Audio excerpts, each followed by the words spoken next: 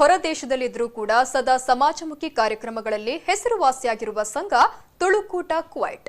Tulu Koota Kuwait ವತಿಯಿಂದ ಪ್ರತಿ ವರ್ಷ ಉಚಿತ ಆರೋಗ್ಯ ತಪಾಸಣಾ ಶಿಬಿರ ನಡೀತಾ ಇತ್ತು. ಅದರಲ್ಲೂ ಈ ಬಾರಿ ಕೋವಿಡ್ ಭೀತಿ ಹಿನ್ನೆಲೆ ಆರೋಗ್ಯ ತಪಾಸಣಾ ಶಿಬಿರವನ್ನ ವಿಶೇಷವಾಗಿ ನಡೆಸಲಾಯಿತು. 100ಕ್ಕೂ ಹೆಚ್ಚು ತುಳುಕೂಟ ಕುವೈಟ್ ಸದಸ್ಯರು ಸೇರಿದಂತೆ ತುಳುವರು ಉತ್ಸಾಹದಿಂದ ಪಾಲ್ಗೊಂಡ ಈ ಕಾರ್ಯಕ್ರಮ ಶುಕ್ರವಾರ ಬೆಳಗ್ಗೆ 7 ಗಂಟೆಯಿಂದ ಪ್ರಾರಂಭವಾಗಿ ಮಧ್ಯಾಹ್ನ 2 ಗಂಟೆಯವರೆಗೂ ನಡೆಯಿತು. ಈ ಶಿಬಿರದಲ್ಲಿ ಲಿವರ್ ಸ್ಕ್ಯಾನಿಂಗ್, ಕೊಲೆಸ್ಟ್ರಾಲ್, ಶುಗರ್, ರಕ್ತದೊತ್ತಡ ಹೀಗೆ ವಿವಿಧ ತಪಾಸಣೆಯನ್ನ ತಜ್ಞ ವೈದ್ಯರ ಮೂಲಕ ನಡೆಸಲಾಯಿತು.